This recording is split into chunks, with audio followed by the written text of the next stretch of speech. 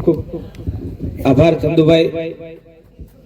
ચંદુભાઈએ ખૂબ સરસ વાત કરી અને આજની આપણી આ પરિવર્તન લાવો કિસાન બચાવો યાત્રાની અંદર ઉપસ્થિત આપણા સૌના આદર્શ અને કિસાનોના મસીહા મહામંથનના સમયની અંદર જ્યારે કાર્યક્રમ આવતો હોય ત્યારે કર્ફ્યુ થઈ જાય અને આજે પણ કાયમી માટે કિસાનો માટે સતત લડતા અને કિસાનોની ચિંતા કરતા એવા માનનીય પ્રદેશ અધ્યક્ષ ઈશુદાનભાઈ ગઢવી આપણી વચ્ચે ઉપસ્થિત છે. તો એક વખત જોરદાર તાલીઓના નાદ સાથે સાહેબશ્રીની ઉપસ્થિતિને વધાવીએ.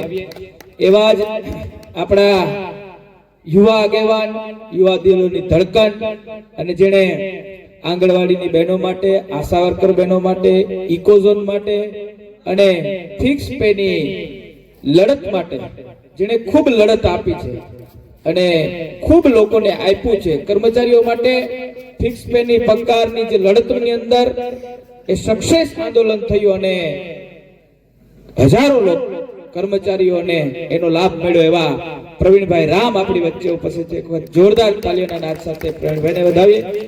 એવા જ પ્રદેશ ઓબીસી સેલના પ્રમુખ અને માળિયા માંગરોળ વિધાનસભાના ઇન્ચાર્જ એવા પિયુષભાઈ પરમાર, એમને પણ આપણે તાલીઓના નાદ સાથે વધાવીએ.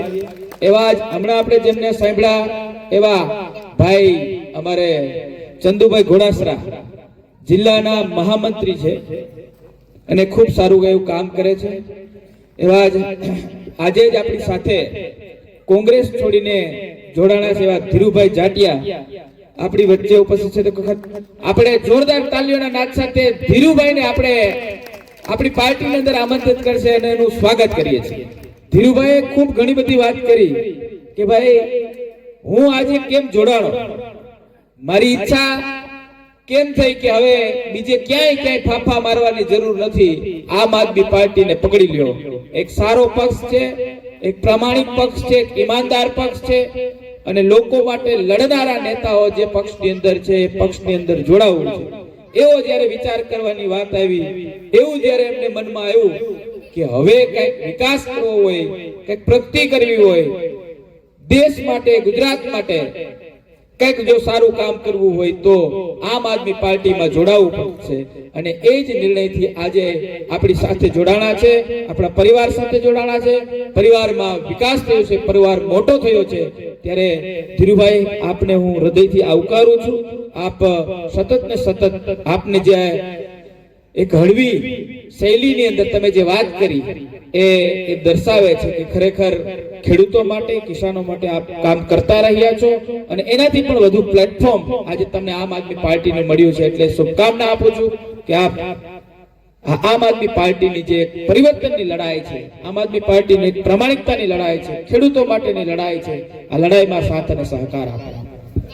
આજે આ સભાની અંદર મારે વિશેષ વાત એ કરવી છે કે માનનીય પ્રદેશ અધ્યક્ષ ઈશુદાનભાઈ ગઢવી, પ્રવીણભાઈ રામ અને મનોજભાઈ મહાદેવના સાનિધ્યમાંથી સોમનાથથી કાલે આ યાત્રાનો પ્રારંભ કર્યો છે. આ યાત્રા સોમનાથથી પ્રારંભ થઈ ગાંધીનગર ખાતે 8 તારીખે સમાપન થવાનું છે. આ યાત્રાનો મુખ્ય ઉદ્દેશ્ય ખેડૂતોની અંદર જાગૃતિ આવે, ખેડૂતોના જે પ્રશ્નો છે એ ખેડૂતોના પ્રશ્નને લઈ ગાંધીનગર સુધી પહોંચાડવાની મુહિમ છે. દરેક જગ્યાએ ખેડૂતોની સાથે સવારથી જ સંવાદ શરૂ થઈ જાય છે. લોકો અઢળક લોકો ઈશુદાનભાઈને, પ્રવીણભાઈને, મનોજભાઈને મળવા આવે છે. લોકોના પ્રશ્ન ઘણા લોકોના છે કે અમે સામે આવીને કહી શકતા નથી, અમે તમને ખાનગીમાં કહીએ છીએ, અમારું ધ્યાન રાખજો. એવા લોકો પણ આવે છે ઈશુદાનભાઈ પાસે, પ્રવીણભાઈ પાસે, મનોજભાઈ પાસે. અને આ આખી યાત્રાનો મુખ્ય ઉદ્દેશ્ય એ ખેડૂતોની જે પીડા છે, ખેડૂતોની જે વેદના છે એ વેદનાને વાચા આપવા અને ગાંધીનગર સુધી પહોંચાડવાનો છે. આપણે જોયું કે જ્યારે પ્રવીણભાઈ રામે 14 દિવસ માટેની ઘેડ યાત્રા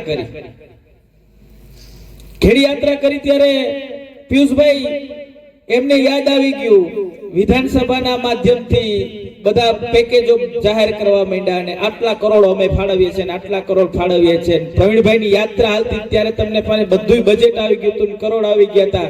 હવે ખેડૂતો ક્યાં તમે ભૂલી ગયા? એના એ જ ખેડૂતો છે ને એનું એ જ ઘેડ છે.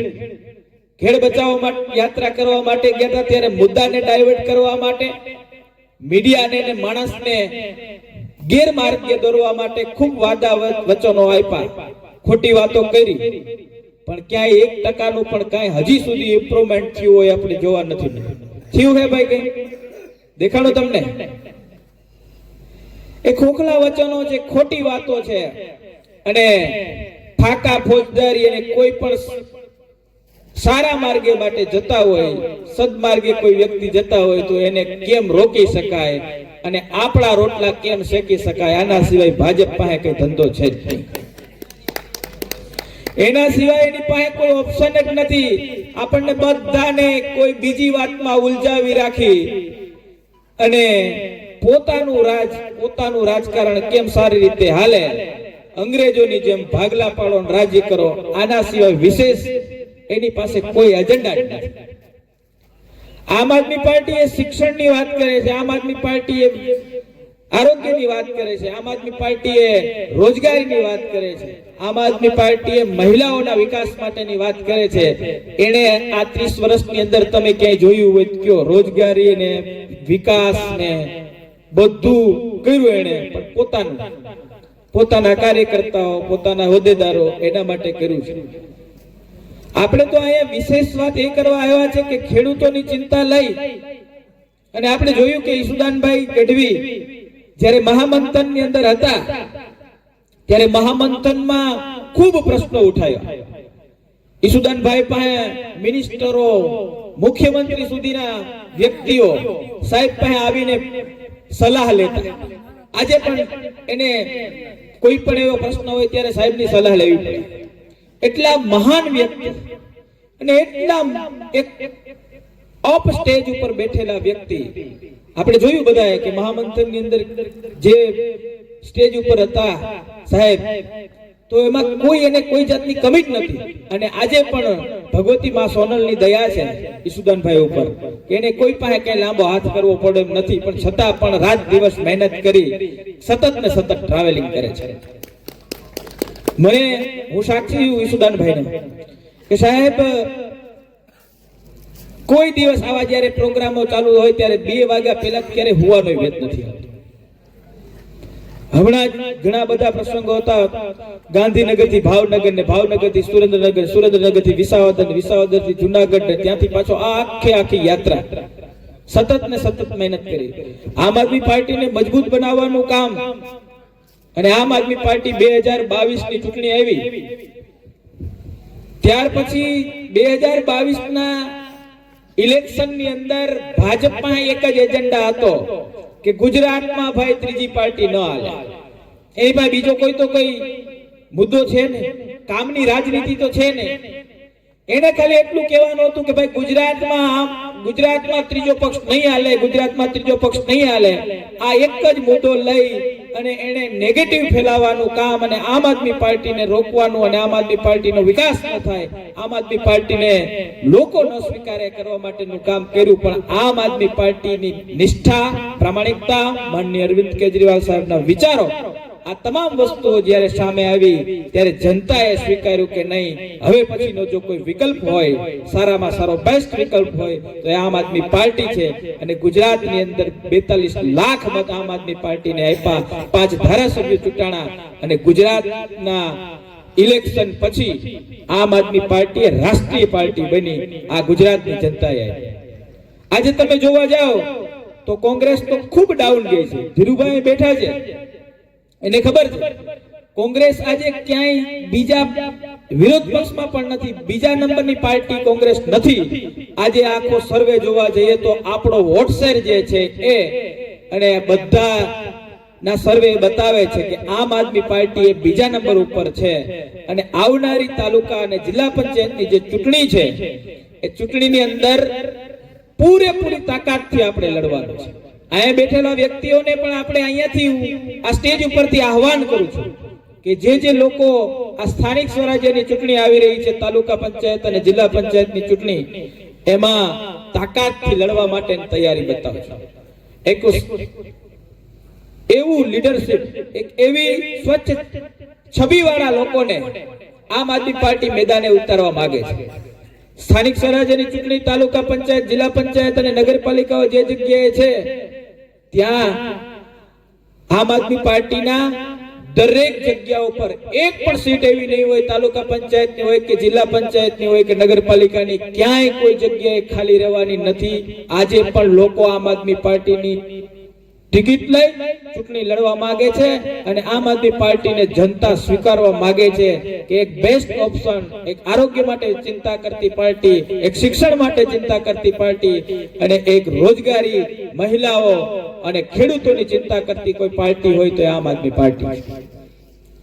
હમણાં જ પિયુષભાઈએ વાત કરી કે પ્રવીણભાઈ રામ એ એક એવી વ્યક્તિ છે, એક એવું વ્યક્તિત્વ છે કે જેણે બીજા માટે અનશન ઉપવાસ કર્યા, એમાં એની લડાઈની અંદર એમને સફળતા મળી.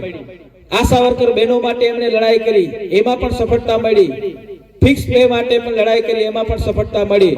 અને આપણે જોયું કે 14 દિવસ જેણે ઘેડના વિસ્તારની અંદર પદયાત્રા કરીને ઘેડના લોકોને જાગૃત કરવા માટેની ચિંતા કરી, ત્યારે એ સરકારના પણ પગ નીચેથી ધૂળ હટી ગઈ અને એને પણ વિધાનસભાના સત્રની અંદર જાહેરાતો કરવી પડે કે અમે આ પેકેજ જાહેર કરીએ છીએ, અમે આ પેકેજ જાહેર કરીએ છીએ.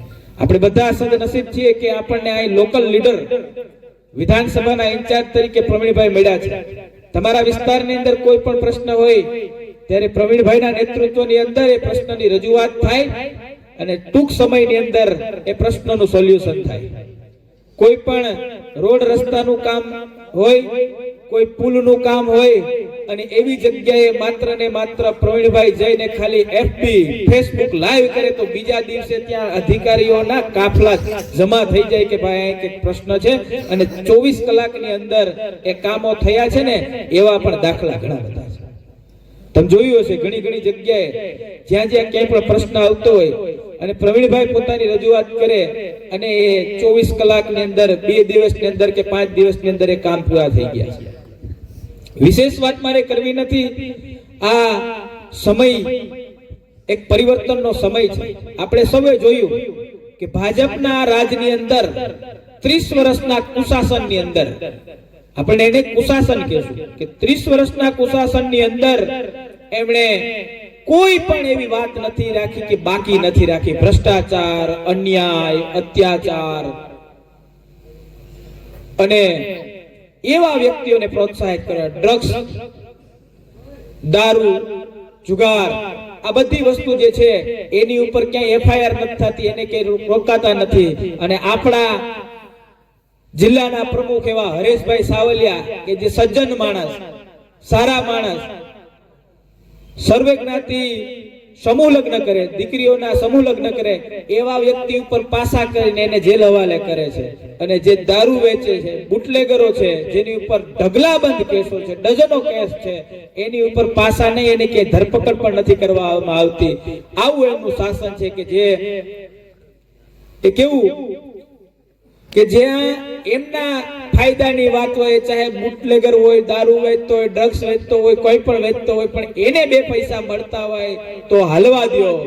બાકી અહીંયા પ્રામાણિક માણસો, ખેડૂતો માટે લડતા, ખેડૂતોના હક માટે લડતા, અવાજ ઉઠાવતા વ્યક્તિને જેલમાં પૂરો, એને મારો અને આપણી સામે ન બોલે એવી એની એવી કુબુદ્ધિ એને કાયમી માટે આજ છૂટતી આવી છે.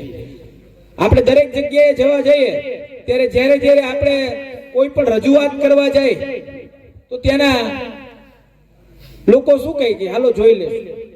આજે ભાજપના રાજની અંદર ક્યાંક ને ક્યાંક ભ્રષ્ટાચાર એટલી હદે વધ્યો છે ને તો અધિકારીઓ બેબાક બની ગયા છે.